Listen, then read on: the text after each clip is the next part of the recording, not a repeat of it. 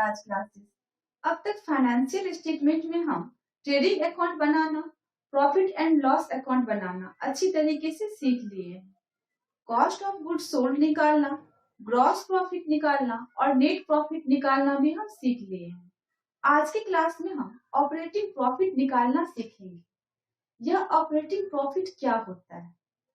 Business में operating activity से जो प्रॉफिट होता है उसको हम ऑपरेटिंग प्रॉफिट कहते हैं। अब यह ऑपरेटिंग एक्टिविटी क्या है?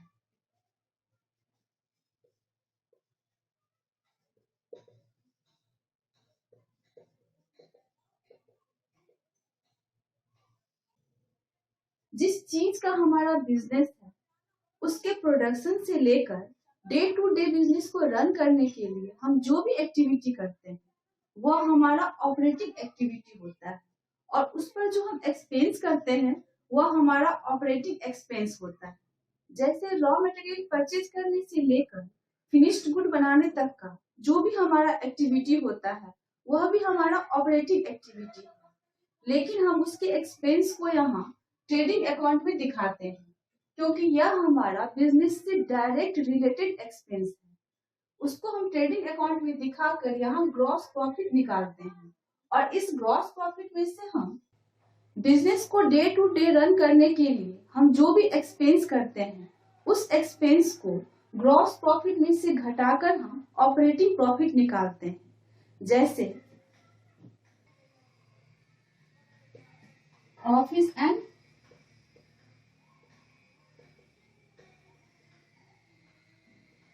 Administrative expenses. बिजनेस को डे टू डे कैरी करने के लिए हम जो भी ऑफिस का एक्सपेंस पे करते हैं, जो भी एडमिनिस्ट्रेटिव एक्सपेंस करते हैं, यह सब हमारा ऑपरेटिंग एक्सपेंस होता है। जैसे हम ऑफिस का रेंट पे करते हैं, ऑफिस के स्टाफ को सैलरी देते हैं, ऑफिस का लाइटिंग, ऑडिट फीस, ये सब हमारा ऑपरेटिंग एक्सपेंस होता है। दूसरा, सेलिंग एंड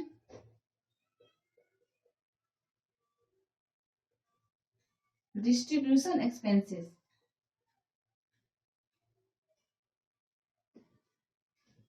बिजनेस को रन करने के लिए हम जो भी सेलिंग एंड डिस्ट्रीब्यूशन एक्सपेंस करते हैं वह भी हमारा ऑपरेटिंग एक्सपेंस होता है। जैसे packing expenses, advertising expenses, carriage out words, bad debts, ये सब हमारा ऑपरेटिंग एक्सपेंस होता है। इसके अलावा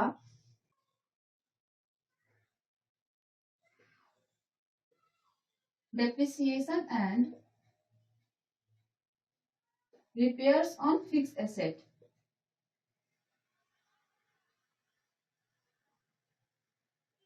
ये भी हमारा ऑपरेटिंग एक्सपेंस होता है।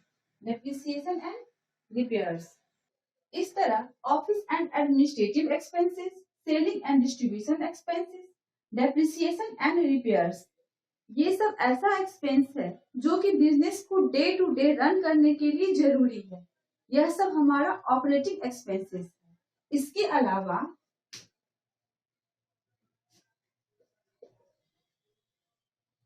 Finance expenses, abnormal loss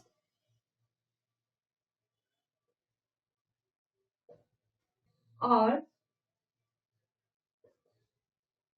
investment से रिलेटेड इनकम और एक्सपेंस, ये सब हमारा ऑपरेटिंग एक्सपेंस नहीं होता है। जैसे इंटरेस्ट ऑन लोन। अब किसी बैंक से हम लोन लिए हैं, उस पर हम इंटरेस्ट पे कर रहे हैं। यह एक्सपेंस बिजनेस में गुड्स परचेज और सेल करने से रिलेटेड नहीं है, तो यह हमारा ऑपरेटिंग एक्सपेंस नहीं है। यह हमारा एक्सपेंस है तो इसको प्रॉफिट एंड लॉस अकाउंट में दिखाना जरूरी है, लेकिन यह हमारा ऑपरेटिंग एक्सपेंस नहीं है। इसको हम नॉन ऑपरेटिंग एक्सपेंस के नाम से प्रॉफिट एंड लॉस अकाउंट में दिखाते हैं। अब जैसे loss on sale of machinery. अब कोई मशीनरी हम सेल किए हैं, उसको सेल करने से हमको लॉस हुआ है। लॉस हुआ है तो प्रॉफिट एंड लॉस को हम प्रॉफिट एंड लॉस अकाउंट में दिखाते हैं, लेकिन हमारा बिजनेस मशीनरी को परचेज और सेल करने का नहीं है, तो यह हमारा ऑपरेटिंग एक्सपेंस नहीं है, यह हमारा नॉन ऑपरेटिंग एक्सपेंस है। जैसे हम किसी को डोनेशन कर दिए, यह हमारा नॉर्मल बिजनेस ऑपरेशन नहीं है। डोनेशन करना हमारा बिजनेस नहीं है, तो यह हमारा ऑपरेटिंग एक्सपेंस नहीं होगा। इसको भी हम नॉन ऑपरेटिंग एक्सपेंस में दिखाएंगे। इसी तरह कहीं हम इन्वेस्टमेंट किए हैं और उससे हमको डिविडेंड मिल रहा है। इन्वेस्टमेंट करना हमारा बिजनेस ऑपरेशन नहीं है, तो उससे जो हमको इनकम होगा वह हमारा ऑपरेटिंग इनकम नहीं होगा, वह भी हमारा नॉन ऑपरेटिंग इनकम होगा। Dividend receive, rent receive. अब बिजनेस के ऑफिस का कोई पार्ट हम रेंट पर दे दिए या किसी मशीनरी को हम रेंट पर दे दिए हैं, उससे जो इनकम हो रहा है वह हमारे नॉर्मल बिजनेस ऑपरेशन का इनकम नहीं है, तो यह भी हमारा नॉन ऑपरेटिंग इनकम होगा, यह हमारा ऑपरेटिंग इनकम नहीं होगा। अगर बिजनेस में कहीं से कोई हम कमीशन रिसीव कर रहे हैं तो यह हमारा ऑपरेटिंग इनकम होगा, इसको हम यहाँ ऑपरेटिंग इनकम में दिखाएंगे, कमीशन रिसीव। अब सारे ऑपरेटिंग एक्सपेंसेस को डालने के बाद और ऑपरेटिंग इनकम को डालने के बाद जो बैलेंस आएगा वह हमारा ऑपरेटिंग प्रॉफिट या ऑपरेटिंग लॉस होगा। अब अगर यहाँ क्रेडिट साइड का टोटल ज्यादा आएगा तो हमको प्रॉफिट होगा और उसको हम टू ऑपरेटिंग प्रॉफिट सीडी के नाम से यहाँ दिखाएंगे और आगे हम इसको बाय ऑपरेटिंग प्रॉफिट बीडी के नाम से दिखाएंगे। जिस तरह हम ग्रॉस प्रॉफिट सीडी और ग्रॉस प्रॉफिट बीडी करते थे, उसी तरह हम ऑपरेटिंग प्रॉफिट सीडी और ऑपरेटिंग प्रॉफिट बीडी करेंगे और इसके बाद हम सारा नॉन ऑपरेटिंग एक्सपेंस दिखाएंगे और नॉन ऑपरेटिंग इनकम दिखाएंगे और जो बैलेंस आएगा वह हमारा नेट प्रॉफिट या नेट लॉस होगा। अगर यहाँ क्रेडिट साइड का टोटल ज्यादा आएगा तो हमको यहाँ प्रॉफिट होगा और यहाँ हम प्रॉफिट को to net profit transfer to capital account के नाम से यहाँ दिखाएंगे। यहाँ हम ध्यान देंगे कि सारे इनडायरेक्ट एक्सपेंस में से ही कुछ एक्सपेंस ऑपरेटिंग एक्सपेंस होता है और कुछ एक्सपेंस नॉन ऑपरेटिंग एक्सपेंस होता है और दोनों एक्सपेंस को हम प्रॉफिट एंड लॉस अकाउंट में यहाँ इनडायरेक्ट एक्सपेंस के रूप में दिखाकर नेट प्रॉफिट निकालते हैं। और हम यह ध्यान देंगे कि office and administrative expense, selling and distribution expense, depreciation and repairs, ये सब हमारा ऑपरेटिंग एक्सपेंस है और फाइनेंस से रिलेटेड एक्सपेंसेस, एबनॉर्मल लॉस और इन्वेस्टमेंट से रिलेटेड एक्सपेंस या इनकम, ये सब हमारा नॉन ऑपरेटिंग एक्सपेंस या नॉन ऑपरेटिंग इनकम है। अब एक क्वेश्चन सॉल्व करके इसे हम और अच्छी तरीके से समझते हैं। यह आपका क्वेश्चन है।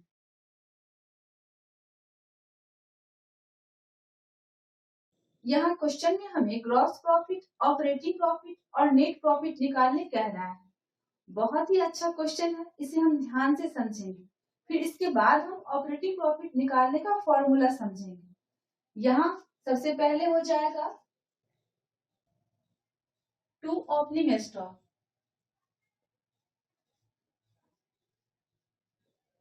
ट्रेडिंग अकाउंट में सबसे पहले हम ओपनिंग स्टॉक के बैलेंस को दिखाते हैं। यहाँ पर हम लिखेंगे टू ओपनिंग स्टॉक 1 लाख, उसके बाद हो जाएगा टू परचेजेज। परचेज हमारा यहाँ 12 लाख दिया हुआ है, इसको हम इनर कॉलम में दिखाएंगे और परचेज में से हम परचेज रिटर्न को माइनस कर देंगे।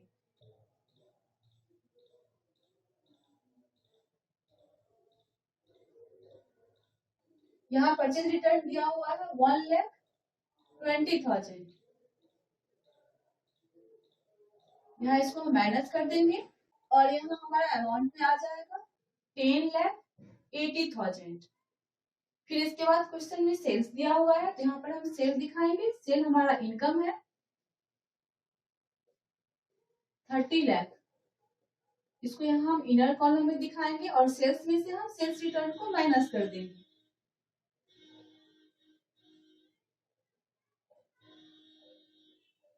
सेल्स रिटर्न हमारा 1,50,000 का दिया हुआ है। यह अमाउंट हो जाएगा 28,50,000। फिर इसके बाद डायरेक्ट एक्सपेंस में वेजेस दिया हुआ है, यहाँ पर हम लिखेंगे टू वेजेस 30,000। यहाँ पर वेजेज के अलावा और कोई डायरेक्ट एक्सपेंस क्वेश्चन में नहीं दिया हुआ है। यहाँ पर हम क्लोजिंग स्टॉक को दिखाएंगे। क्लोजिंग स्टॉक हमारा दिया हुआ है 70,000। अब हम इसका बैलेंस निकालेंगे।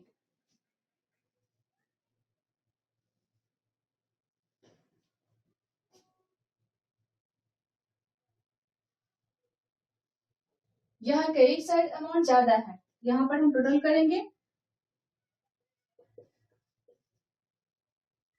29,20,000। यहाँ भी हम 29,20,000 लिखेंगे और हम इसका बैलेंस निकालेंगे। यहाँ जो बैलेंस आएगा वो हमारा ग्रॉस प्रॉफिट होगा। यहाँ पर बैलेंस हो जाएगा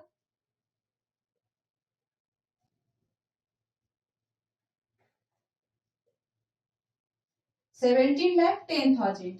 यह हमारा ग्रॉस प्रॉफिट होगा। यहाँ पर हम लिखेंगे 2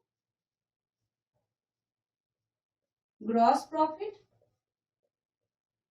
सीडी, और इसको हम प्रॉफिट एंड लॉस अकाउंट में नीचे दिखाएंगे बाय ग्रॉस प्रॉफिट बीडी के नाम से 17,10,000।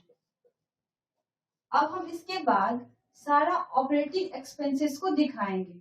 यहाँ क्वेश्चन में हमारा ऑपरेटिंग एक्सपेंसेस दिया हुआ है, एडवर्टाइजिंग 24,000 का दिया हुआ है, तो यहाँ पर हम लिखेंगे 2 एडवर्टाइजिंग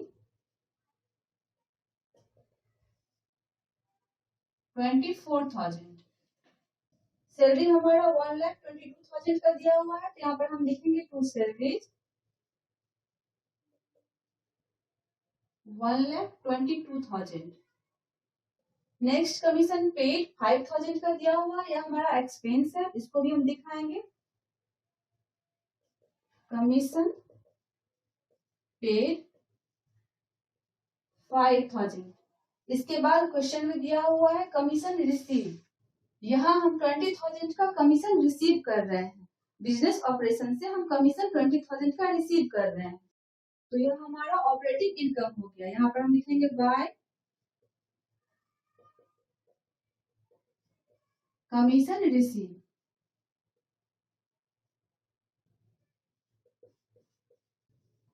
उसके बाद यहाँ पर हमारा ऑपरेटिंग एक्सपेंसेस में दिया हुआ है ट्रेवलिंग एक्सपेंसेस, यहाँ पर हम दिखाएंगे 2 travelling expenses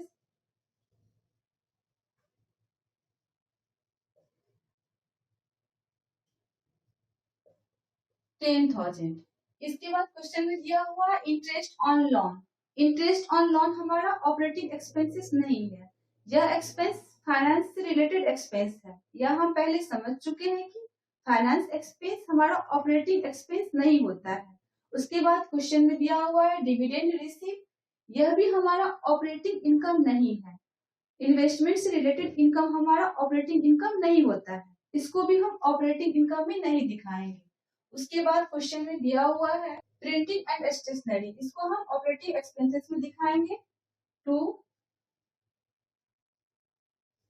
printing and stationery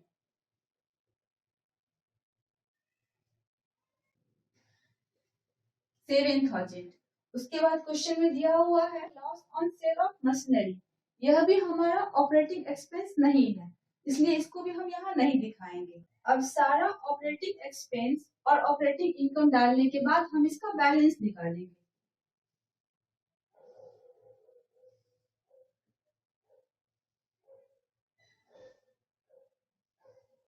यहाँ क्रेडिट साइड अमाउंट ज्यादा है, दैट मीन्स कि हमको यहाँ प्रॉफिट हो रहा है। इसका हम टोटल करेंगे, यहाँ हो जाएगा 17,30,000। यहाँ भी हम लिखेंगे 17,30,000। और अब हम यहाँ इसका बैलेंस निकालेंगे। यहाँ जो बैलेंस आएगा वह हमारा ऑपरेटिंग प्रॉफिट होगा। यहाँ पर बैलेंस हो जाएगा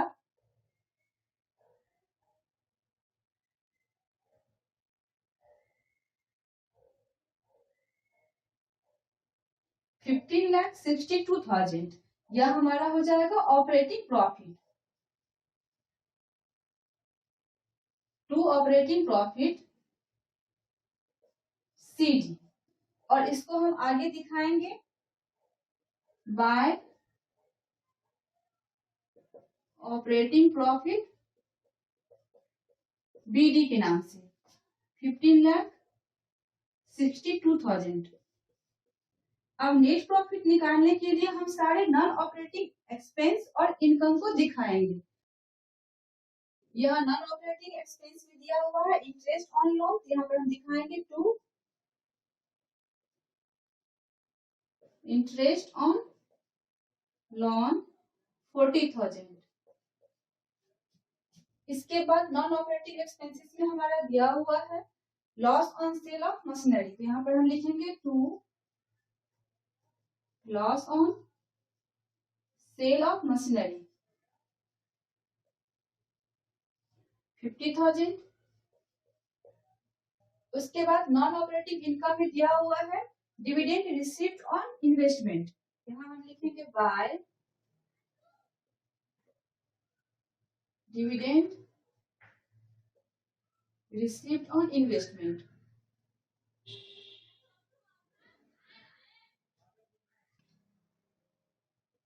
5,000। उसके बाद दिया हुआ है gain on sale of building 1,50,000, यहाँ पर हम लिखेंगे by gain on sale of building 1,50,000। अब सारा नॉन ऑपरेटिंग एक्सपेंसेस और नॉन ऑपरेटिंग इनकम को दिखाने के बाद हम इसका बैलेंस निकालेंगे, और अब जो बैलेंस आएगा वह हमारा नेट प्रॉफिट या नेट लॉस होगा। यहाँ क्रेडिट साइड अमाउंट ज्यादा है, हम इसका टोटल निकालेंगे, यहाँ टोटल हो जाएगा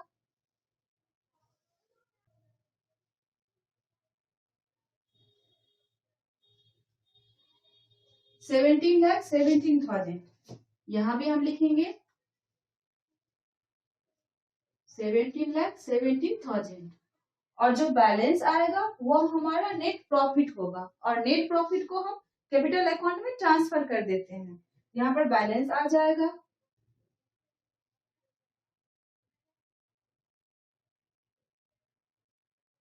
16,27,000। यह हमारा नेट प्रॉफिट होगा, हम लिखेंगे 2 net profit transfer to capital account. इस तरह यहाँ हमारा ग्रॉस प्रॉफिट निकल गया 17,10,000, और ऑपरेटिंग प्रॉफिट हमारा निकल गया 15,62,000, और नेट प्रॉफिट हमारा निकल गया 16,27,000। अब अगर क्वेश्चन में ग्रॉस प्रॉफिट हमको दे दे 17,10,000,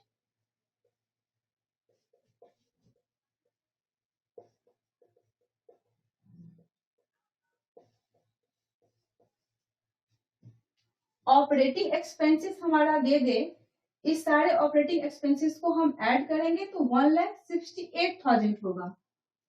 यहाँ पर ऑपरेटिंग एक्सपेंसेस दे दे 1,68,000, और ऑपरेटिंग इनकम हमारा 20,000 दे दे।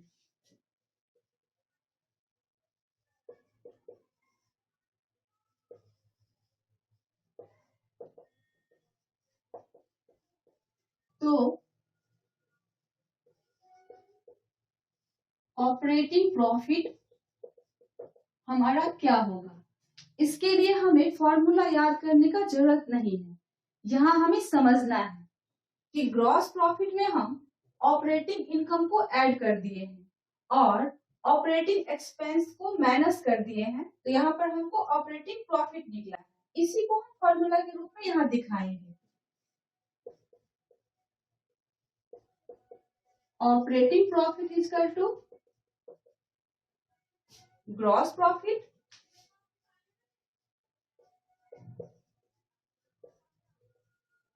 प्लस ऑपरेटिंग इनकम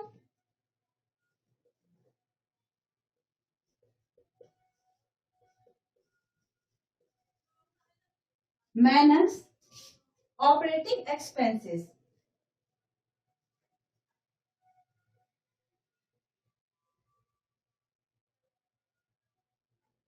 तो हमारा ऑपरेटिंग प्रॉफिट निकल जाएगा, यहाँ हो जाएगा operating profit equal to gross profit हमारा है 17,10,000। यहाँ पर हम लिखेंगे 17,10,000 प्लस ऑपरेटिंग इनकम हमारा है 20,000, यहाँ 20,000 है, minus operating expenses. Operating expenses हमारा है यहाँ 1,68,000।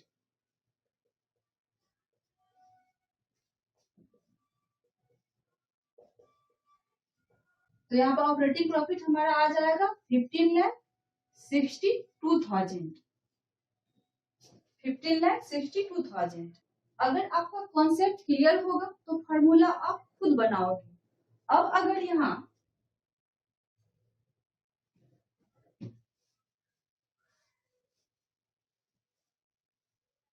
ऑपरेटिंग प्रॉफिट हमको दे दे 15,62,000,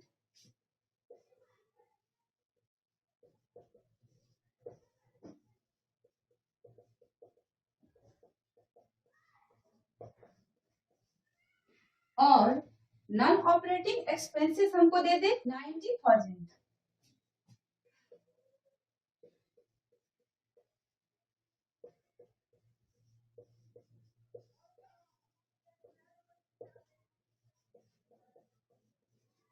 और नॉन ऑपरेटिंग इनकम हमको दे दे 1,55,000।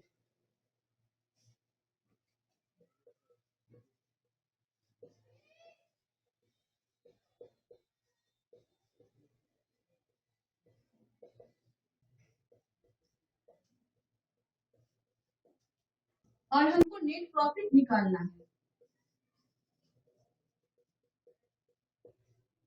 इसके लिए भी हमको फॉर्मूला को याद करने की जरूरत नहीं है। यहाँ पर हम ऑपरेटिंग प्रॉफिट में नॉन ऑपरेटिंग इनकम को ऐड कर दिए हैं और नॉन ऑपरेटिंग एक्सपेंस को माइनस कर दिए हैं, तो हमारा नेट प्रॉफिट निकल गया है। यहाँ पर फॉर्मूला हो जाएगा net profit equal to operating profit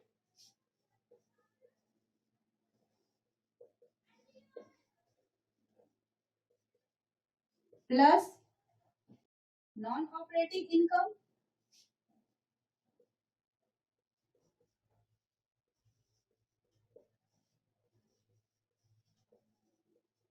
minus non operating expense.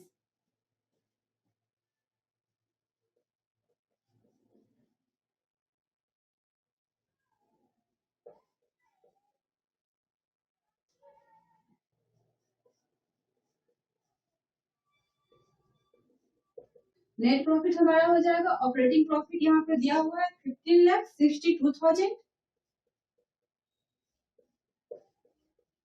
Plus non operating income. Non operating income हमारा है 1,55,000। यहाँ 1,55,000 हमारा नॉन ऑपरेटिंग इनकम है, माइनस नॉन ऑपरेटिंग एक्सपेंस हमारा है 90,000।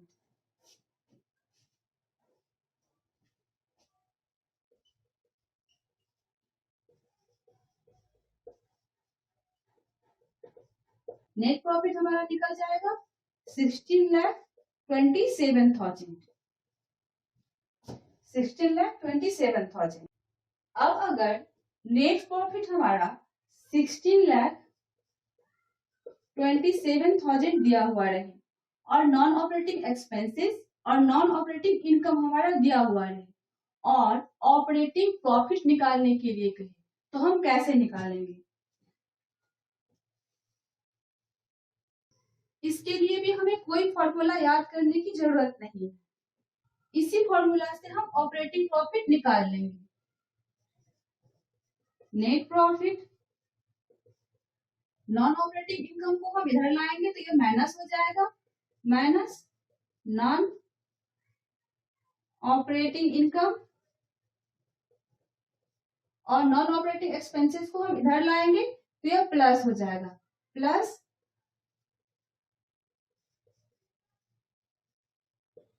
Non operating expenses equal to operating profit.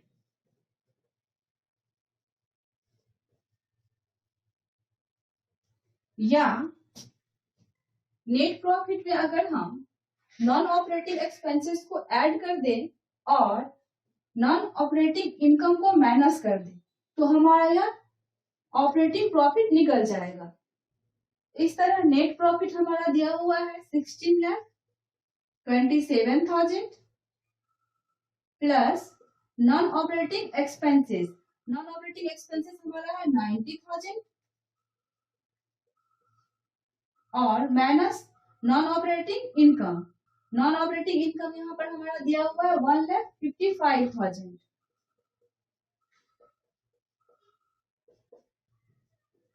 $15,62,000 यह हमारा operating profit निकल जाएगा। इस तरह फॉर्मूला याद करने के बदले हम यहाँ समझेंगे कि अगर ग्रॉस प्रॉफिट हमको दिया हुआ है और हमको नेट प्रॉफिट निकालने कह रहा है तो ग्रॉस प्रॉफिट में हम सारे इनडायरेक्ट इनकम को ऐड करेंगे और सारे इनडायरेक्ट एक्सपेंस को माइनस करेंगे तो हमारा नेट प्रॉफिट निकल जाएगा।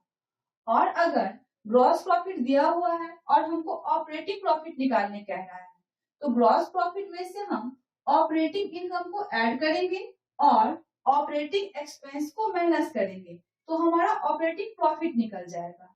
और अगर हमको ऑपरेटिंग प्रॉफिट दिया हुआ है और नेट प्रॉफिट निकालने कह रहा है तो ऑपरेटिंग प्रॉफिट में हम सारे नॉन ऑपरेटिंग इनकम को ऐड करेंगे और सारे नॉन ऑपरेटिंग एक्सपेंस को माइनस कर देंगे तो हमारा नेट प्रॉफिट निकल जाएगा। और अगर नेट प्रॉफिट दिया हुआ है और हमको ऑपरेटिंग प्रॉफिट निकालने कह रहा है तो नेट प्रॉफिट में हम नॉन ऑपरेटिंग एक्सपेंस को ऐड करेंगे और नॉन ऑपरेटिंग इनकम को माइनस करेंगे तो हमको यहाँ ऑपरेटिंग प्रॉफिट निकल जाएगा। इसी को फॉर्मूला के रूप में लिखने से यह हमारा फॉर्मूला हो जाता है। आई होप आप ऑपरेटिंग प्रॉफिट निकालना अच्छी तरीके से सीख गए होंगे। Thank you.